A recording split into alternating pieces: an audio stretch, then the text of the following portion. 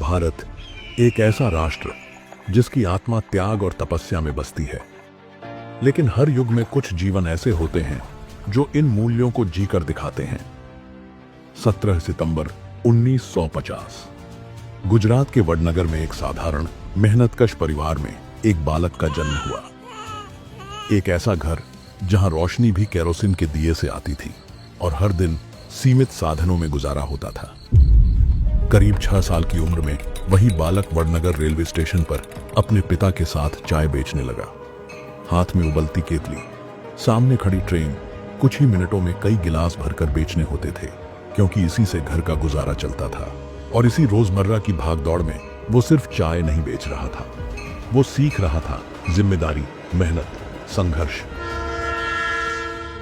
दिन में स्कूल और शाम को काम, यही उसकी दिनचर्या थी।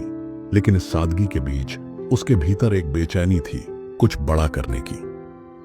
17 वर्ष की उम्र में उसने एक ऐसा फैसला लिया जो आसान नहीं था।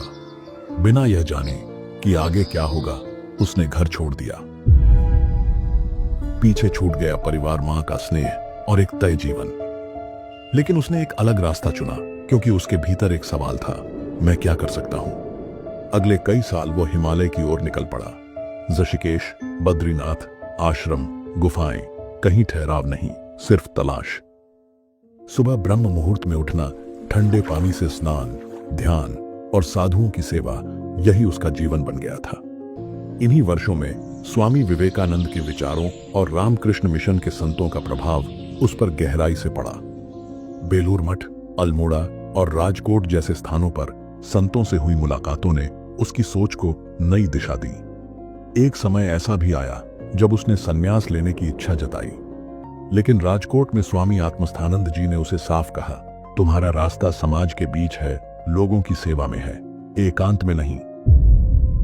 एक बार एक प्राकृतिक आपदा के दौरान वो कई दिनों तक गांव जाकर लोगों की सेवा में जुटा रहा। उसी अनुभव ने उसे सिखाया, सच्चा संतोष लेने में नहीं, देने में है।